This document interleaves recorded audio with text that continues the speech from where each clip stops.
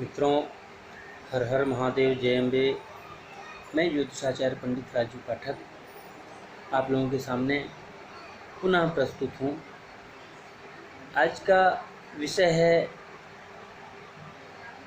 पितृपक्ष में भ्रांतियाँ जो हैं, इसके संदर्भ में हम आप लोगों के समक्ष चर्चा करेंगे। महालयारंभ चल रहा है और श्राद्ध पक्ष में अपने पितरों के निमित्त हम लोग श्राद्ध भी कर रहे हैं। तो श्राद्ध के अंतर्गत हमारे सनातन धर्म में कुछ भ्रांतियां पैदा हुई हैं। उस भ्रांतियों पे प्रकाश डालने के लिए आप लोगों के सामने चर्चा करेंगे। तो आइए विषय पे चलते हैं। अब पहली भ्रांति क्या है? श्राद्ध कर्म के अंतर्गत हम अपने पितरों के निमित्त कोई कर्म करते हैं तो उसके लिए हमारे मन में क्या भ्रांति आती है। एक नंबर का जो भ्रांति है कि पितृपक्ष में कोई कार्य नहीं करना चाहिए। क्यों नहीं करना चाहिए? पितृपक्ष में कोई कार्य क्यों नहीं करना चाहिए? यह एक विशिष्ट अवसर है जिसमें हम अपने पितरों एवं बुजुर्गों का आदर एवं सनातन धर्म में जो वर्णित है उसके आधार पे तर्पण एवं श्राद्ध आदि को हम कर सकते हैं, करना चाहिए। इसका यह अर्थ कदापि नहीं है कि अन्य दैनिक कार्य भी न करें। जिस कार्य का जो शास्त्र अनुसार काल या मुहूर्त बताया गया है उसे हमें अवश्य करना चाहिए। अब दूसरे नंबर पे हमारे अंदर भ्रांति क्या है कि पितृपक्ष उसके लिए है जिसके पिता व माता नहीं हैं। क्यों भैया? ऐसा क्यों? ऐसा भ्रांति क्यों पाल रखे हैं? यह नित्य कर्म के अंतर्गत समाहित किया गया है जिसके संकल्प में श्रुति स्मृति पुराणोक्त फल प्राप्त्यर्थ इसकी कामना है। सभी को इस कालखंड में अपने पूर्वजों को स्मरण एवं उनके मृत तिथि को दान आदि एवं तर्पण अवश्य करना चाहिए। ये भ्रांति हमको पाल करके नहीं रखना चाहिए। इसके बाद तीसरे नंबर की भ्रांति कि गया श्राद्ध संपन्न होने के बाद पितृपक्ष में तर्पण आदि नहीं होगा। क्यों नहीं होगा भैया? यह तो विरुद्ध है।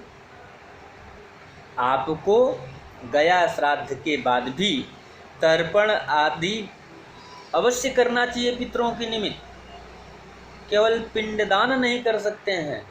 गया श्राद्ध करने के उपरांत जब जब पितृपक्ष आवे तब तब आप लोग अवश्य जो है तर्पण इत्यादि करें। चौथी भ्रांति क्या है? पितृपक्ष में आवश्यक नहीं है कि हम तर्पण आदि करें। पितृपक्ष में नहीं करेंगे तो कब करेंगे? आपको अपनी धार्मिक, पारंपरिक, सामाजिक तथा मानव जीवन की अभ्युन्नति के लिए अवश्य इस पक्ष विशिष्ट में तर्पण आदि करनी चाहिए। क्यों? जिससे आदि दैविक, आदि भौतिक एवं आध्यात्मिक तापत्रय से निवृत्ति एवं अभिष्ट की सिद्धि होती है। जब भी अनुकूल श्रम के बाद भी जीवन में सफलता बाधित अगर दिखाई देता है तो अपने पितरों को जरूर याद कर लेना। अपने पितरों को जरूर याद कर लेना। जब हमारे पूर्वज प्रसन्न रहेंगे तो देवताओं की भी प्रसन्नता रहेगी। पांचवी भ्रांति हमारे लिए क्या आती है? वर्तमान वर्ष में पिता या माता दिवंगत हो गए तो उसी वर्ष पड़ने वाले पितृपक्ष में तर्पण आदि नहीं होगा। क्यों नहीं होगा भैया? क्यों नहीं होगा? उस वर्ष भी तर्पण आदि किया जाएगा परंतु पिंडदान आदि नहीं करेंगे। तर्पण के लिए कोई अवरुद्धता नहीं है। और इसके बाद जो है छठी भ्रांति हमारे लिए क्या है कि घर में हैं, भैया करते हैं तर्पण आदि, तो हम क्यों करें? यह कार्य प्रत्येक भाई के लिए है, वे अवश्य करें। हाँ, यदि साथ रहते हो तो श्राद्ध कर्म तिथि पर एक साथ ही करें। हमारे सनातन धर्म के अंतर्गत बहुत भ्रांतियां हैं, और नहीं तो सुनने में आता है, लोग कहते हैं कि हमें संस्कृत पढ़ना नहीं आता, कैसे करेंगे?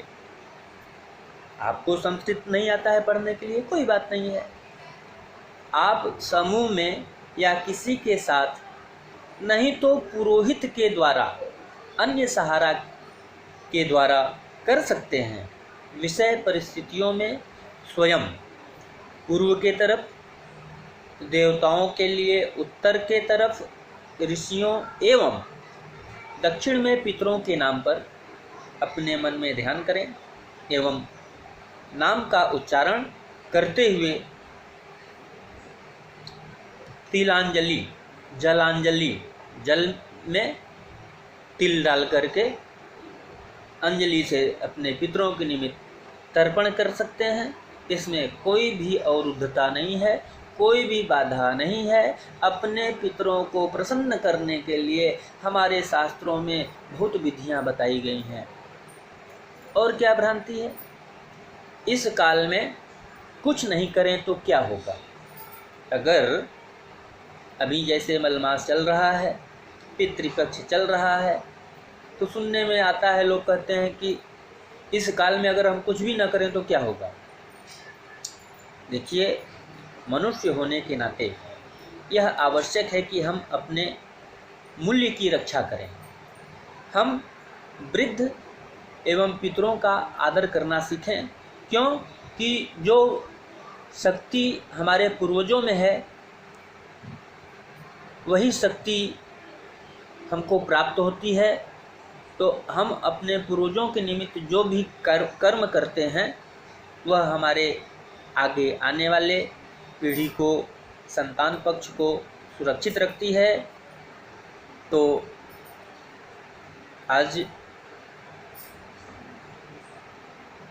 मैं भ्रांतियों के ऊपर चर्चा किया। इसी तरह से आप लोगों के समक्ष शास्त्रों में उद्धृत तथ्यों को लेकर के प्रस्तुत होता रहूँगा। हर हर महादेव, जय अम्बे।